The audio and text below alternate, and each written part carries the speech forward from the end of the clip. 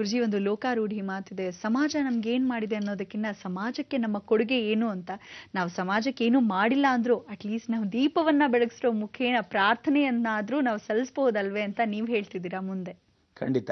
ಈ ಹೇಳೋ ಮಾತು ಸತ್ಯವಾಗಿರ್ತಕ್ಕಂಥ ವಿಚಾರ. ಎಷ್ಟೋ ಜನಕ್ಕೆ ಅರಿವಾಗಿದೆ, ಎಷ್ಟೋ ಜನಕ್ಕೆ ಅರಿವಾಗಿಲ್ಲ, ಎಷ್ಟೋ ಜನಕ್ಕೆ ಇನ್ನೂ ಮುಗ್ಧರಾಗೆ ಕೂತಿದ್ದಾರೆ, ಇನ್ನೊಂದಷ್ಟು ಜನಕ್ಕೆ ಮೊಂಡ್ರಾಗಿ ಕೂತಿದ್ದಾರೆ. ಏನು ಮಾಡೋದು, ಎಷ್ಟು ಮಾಡಿದ್ರು ಮೊಂಡಿ ಜನ್ಮ ಅನ್ನೋದು ಇರುತ್ತಲ್ಲ. ಅದರಿಂದ ಇವರುಗಳಿಗೆ ಪರಮೇಶ್ವರ ಕೂಡ ಒಂದು ಮಾತನ್ನು ಹೇಳಿದ್ದಾನೆ. 1 ಸಲ ಹೇಳು, 2 ಸಲ ಹೇಳು, 3 ಸಲ ಹೇಳು, 4ನೇ ಸಲ ಹೇಳಕ್ಕೆ ಹೋಗ್ಬೇಡ ಅಂತಾನಂತೆ. ಯಾಕೆ ಗೊತ್ತಾ? 1 ಸಲ ಹೇಳಿದಾಗ ತಿಳಿವಾಗಿ ಹೇಳಬೇಕಂತೆ, ಮಾಡಪ್ಪ ಅಂತ. 2ನೇ ಸಲ ಹೇಳುವಾಗ ಸ್ವಲ್ಪ ಮಟ್ಟಿಗೆ ಗಂಭೀರವಾಗಿ ಹೇಳಬೇಕಂತೆ, ಏಯ್ ಮಾಡ್ರೋ ಅಂತ. 3ನೇ ಸಲ ಹೇಳಬೇಕಾದ್ರೆ ಮಾಡ್ತೀಯೋ ಇಲ್ವೋ ಅನ್ನಬೇಕಂತೆ. ಖಂಡಿತವಾಗ್ಲೂ ಆಗ್ಲೂ ಮಾಡದೇ ಇರತಕ್ಕಂಥ ಮೊಂಡ್ರಿಗೆ ಏನೂ ಮಾಡೋಕ್ಕಾಗಲ್ಲ. ಕರ್ಮಣ್ಯೇವ ಅಧಿಕಾರಸ್ಯ ಅಂತ. ಆ ಕರ್ಮಗಳನ್ನು ಕಳ್ಕೊಳ್ಳೋಕ್ಕೆ ಯಾರಿಂದ ಭಗವಂತನ ಕೈಯಲ್ಲೂ ಸಾಧ್ಯವಿಲ್ಲ ಅಂತ. ಅದಕ್ಕೆ ನೀರು ಕೂಡ 1 ಸಲ ಎತ್ತಾಕೊಳ್ಳುತ್ತೆ, ಬದುಕೋ ಹೋಗಂತ.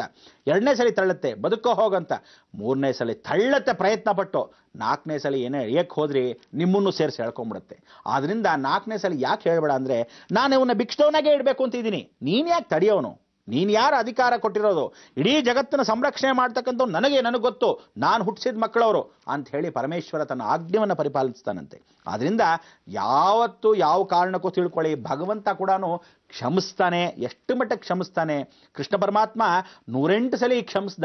ಆದರೆ ತಳ್ಳಿ ತಳ್ಳಿ ತಳ್ಳಿ ಕೊನೆಗೆ ಅದ್ರ ಮೇಲೆ ಕ್ಷಮಿಸಲೇ ಇಲ್ಲ. ಉಪನಿಷತ್ ದಾಟಲೇ ಇಲ್ಲ 108 ಮೇಲೆ. ಪ್ರತಿಯೊಬ್ಬರಿಗೂ ಹಾಗೆ ಕರ್ಮಗಳು ಎಷ್ಟು ಮಟ್ಟಿಗಿರುತ್ತೋ ಅಷ್ಟು ಮಟ್ಟಿಗೆ ಮಾತ್ರ ಅವನ ಕ್ಷಮಾಲೋಚನೆ. ನಮ್ಮ ಹಣೆಯಲ್ಲೂ ಬರೆದಿರಬೇಕು. ದೀಪಗಳನ್ನ ಹಚ್ಚಿ ಅಂತ ನಾವುಗಳು ನಿಮಗೆ ಹೇಳಕ್ಕೆ ನಮ್ಮ ಹಣೆಯಲ್ಲಿ ಬರೆದಿರುತ್ತೆ. ಆದರೆ ನಿಮ್ಮ ಹಣೆಗಳಲ್ಲೂ ದೀಪವನ್ನು ಹಚ್ತೀವಿ ಅಂತ ಬರೆದಿದ್ರೆ ಅಷ್ಟು ಜನ ಮಾತ್ರ ದೀಪ ಹಚ್ಚೋದು. ಇನ್ನಷ್ಟು ಜನಕ್ಕೆ ದೀಪ ಹಚ್ಚಕ್ಕೆ ಯಾವುದಾದ್ರೂ ಮುಖಾಂತರ ಯಾವ ಸುಳಿವು ಸಿಕ್ಕಿರಲ್ಲ, ಇಲ್ಲ ಸಿಕ್ಕಿದ್ರೂ ಬೇಕು ಅಂತ ಹಚ್ಚಕ್ಕಾಗದೇ ಇರಬಹುದು, ಅಥವಾ ಹಚ್ಚದೇ ಇರೋ ಕಾರಣವನ್ನ ಮಾಡಿ ಅಯ್ಯೋ ನಾನು ಇವತ್ತು ಮಡಿ ಇಲ್ಲದೆ ಮೈಲಿಗೆ ಆಗೋಗಿದ್ದೀನಿ, ದೂರ ಹೋಗೋಕ್ಕಾಗಲ್ಲ ಅನ್ನೋ ಯೋಚನೆ ಕೂಡ ಬಹಳಷ್ಟು ಜನಕ್ಕೆ ಇರಬಹುದು. ಆದರೆ ಇದನ್ನೆಲ್ಲ ಪರಿಪಾಲನೆ, ಕೃಪಾ ಕಟಾಕ್ಷ, ಎಲ್ಲ ದೈವ ಸಾನ್ನಿಧ್ಯ ಇರೋದು ಯಾರಿಗೆ? ಆ ಭಗವಂತನಿಗೊಬ್ಬನಿಗೆ. ಕಲಿಯುಗವನ್ನ ಏನು ಹೇಳ್ತಾರೆ ಅಂದರೆ ಅಷ್ಟಲಕ್ಷ್ಮಿ ಶ್ರೀಚಕ್ರ ಕಾಲ ಅಂತ ಕರಿತೇವೆ. ಅಷ್ಟಲಕ್ಷ್ಮಿ ಶ್ರೀಚಕ್ರ ಕಾಲ ಅಂತ ಕರೆದ ಶ್ರೀಚಕ್ರ ಪ್ರತಿಷ್ಠಾಪನೆ ಆಗೋಗಿದೆ. ಇದೇ ಹೆಬ್ಬೂರಲ್ಲಿ ಪ್ರತಿಷ್ಠಾಪನೆ ಆಗಿದೆ. ಕುಣಿಗಲ್ಲು ತುಮಕೂರು ಮಧ್ಯಭಾಗದಲ್ಲಿ ಹೆಬ್ಬೂರು ವಾಸದಲ್ಲಿ ಪ್ರತಿಷ್ಠಾಪನೆ ಆಗೋಗಿದೆ ಚಿದಂಬರ ಶ್ರೀಚಕ್ರ. ಆದರೆ ಅಷ್ಟಲಕ್ಷ್ಮಿಗಳು ಏಕಕ್ಷೇಮಂ ವಹಾಮ್ಯಹಂ, ಆ ಲೋಕಕ್ಷೇಮಕ್ಕೋಸ್ಕರ ಏಕವಾಗಿ ಕೂತ್ಕೊಂತಾರೆ, ಶಕ್ತಿಗಳಾಗಿ ಕೂತ್ಕೊಂತಾರೆ ನವದುರ್ಗೆಯರ ಸ್ವರೂಪದಲ್ಲಿ. ಆವತ್ತಿನ ದಿವಸ ಗುರುವಾರವೇ ಬೀಳುತ್ತೆ. ಆ ಗುರುವಾರದಂದು ಯಾರ್ಯಾರು ಬಂದು ಇಲ್ಲಿ ಪಾಲ್ಗೊಳ್ತಕ್ಕಂಥ ಅವಕಾಶವಿದೆಯೋ ಇದಕ್ಕೆ ಸೇವಾ ಮನೋಭಾವನ ಅಂತ ಕರೀತಾರೆ. ಆ ಸೇವೆಗೆ ಬರೀ 1180 ಜನಕ್ಕೆ ಮಾತ್ರ ಅವಕಾಶ. 1108 ಜನ ವಿಶೇಷವಾಗಿ ಸೇರತಕ್ಕಂಥ ಅವಕಾಶದಲ್ಲಿ ಆ 1180 ಜನಕ್ಕೆ ಅನುಗ್ರಹ ಸಿದ್ಧತೆ.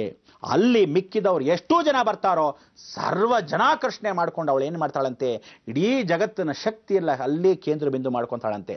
ಯಾರ್ಯಾರು ಆ ಭೂಮಿಗೆ ಕಾಲಿಟ್ಟು ಒಂದು ನಮಸ್ಕಾರವನ್ನ ಮಾಡಿದ್ರೆ ಸಾಕು, ತಮ್ಮ ಜನ್ಮ ಪಾವನ.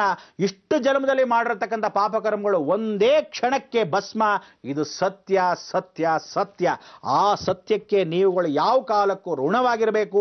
ಜಗನ್ಮಾತೆ ಕೃಪಾ ಕಟಾಕ್ಷಕ್ಕೆ ಪಾಲ್ಗೊಳ್ಳಕ್ಕೆ ಅವಕಾಶ ಎಲ್ಲರಿಗೂ ಉಂಟು.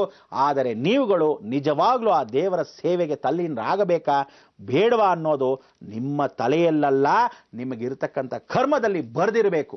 ಆದ್ರಿಂದ ಆ ಜಗನ್ಮಾತೆ ವಿಶೇಷವಾಗಿರ್ತಕ್ಕಂಥ ಉಗ್ರ ಸ್ವರೂಪದಲ್ಲಿ ಬರ್ತಾ ಇದ್ದಾಳೆ, ಭೂ ಸ್ಪರ್ಶವನ್ನು ಮಾಡ್ತಾ ಇದ್ದಾಳೆ. ದಯವಿಟ್ಟು ಅದೇ ಕೊನೆಯ ಸ್ಪರ್ಶ ಅಂದರೆ ಅವಳು ಭೂಮಿಗೆ ಬಂದು ನೆಲೆಸ್ಬಿಡ್ತಾಳೆ. ಕನ್ಯಾಕುಮಾರಿಯಿಂದ ಕಾಶ್ಮೀರದವರೆಗೂ ಇರ್ತಕ್ಕಂಥ ಅಷ್ಟೂ ಶಕ್ತಿಗಳು ಒಂದು ಕಡೆ ಬಂದು ಸೇರ್ಬಿಡ್ತಾ ಇದ್ದಾಳೆ. ಅದೇ ಕೊನೆ ದೇವಾಲಯವಾಗತ್ತೆ. ಅದಾದ ಮೇಲೆ ಇನ್ನು ನಾ ಭೂತೋ ನ ಭವಿಷ್ಯತಿ, ಯಾವ ದೇವಾಲಯವೂ ಭೂಭವನದಲ್ಲಿ ಬರೋದಿಲ್ಲ, ಖಂಡಿತವಾಗಲೂ ಖಚಿತವಾಗಿ ಬರೋದಿಲ್ಲ.